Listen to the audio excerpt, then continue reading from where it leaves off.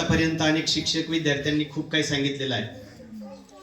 मी अधिकचा वेळ न घेता फक्त धनी सरांच्या सोबत मला काम करण्याची संधी तांदळी शाळेमध्ये मिळाली. 2005 साली माझी बदली त्या ठिकाणी झाली. मोठी शाळा होती 7वी पर्यंतची आणि धनी सर आम्ही उपशिक्षक म्हणून काम करत होतो. परंतु 2006 सालीच 5-6 सालचे वर्ग बंद झाले आणि वरचे जे सिनियर शिक्षक होते त्यांच्या बदल्या झाल्या आणि धनी सरांकडे मुख्याध्यापक म्हणून चार्ज आला. त्यात तांदळी शाळेत वर्ग खोल्यांचं बांधकाम सुरू होतं. काराळे सर होते, तिथं आहेत काराळे सर, धनी सर आणि आम्ही आणि थोरात मॅडम होत्या. आम्ही तिघं, आमची खूप धावपळ झाली त्या काळात. परंतु धनी सरांनी खूप आता बाकीच्या ज्या वक्त्यांनी किंवा मुलांनी जे सांगितलं, धनी सरांनी जसं जीवाचं रान केलं जे कवितेत म्हणलं, अक्षरशः ते खरं आहे. धनी सरांनी खूप वेळ दिला.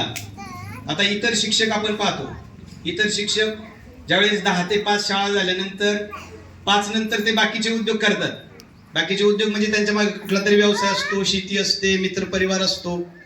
पण धनी सरांच्या डोक्यात 24 तास शाळा असते. रात्रंदिवस शाळेचा विचार करणारे ते शिक्षक आहेत. ते मुख्याध्यापक असताना तांदळीमध्ये जवळपास आम्ही 10 वर्षे एकत्र काम केलं.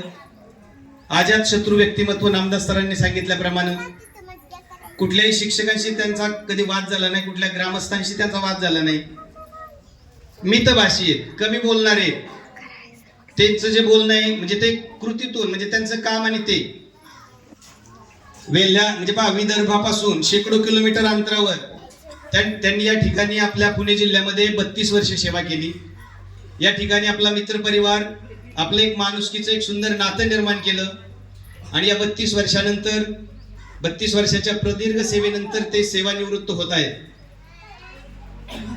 या सेवानिवृत्तीनंतर सुद्धा त्यांचा सहवास आपल्याला लाभणार आहे, कारण ते काष्टी या ठिकाणी स्थायिक झालेले आहेत.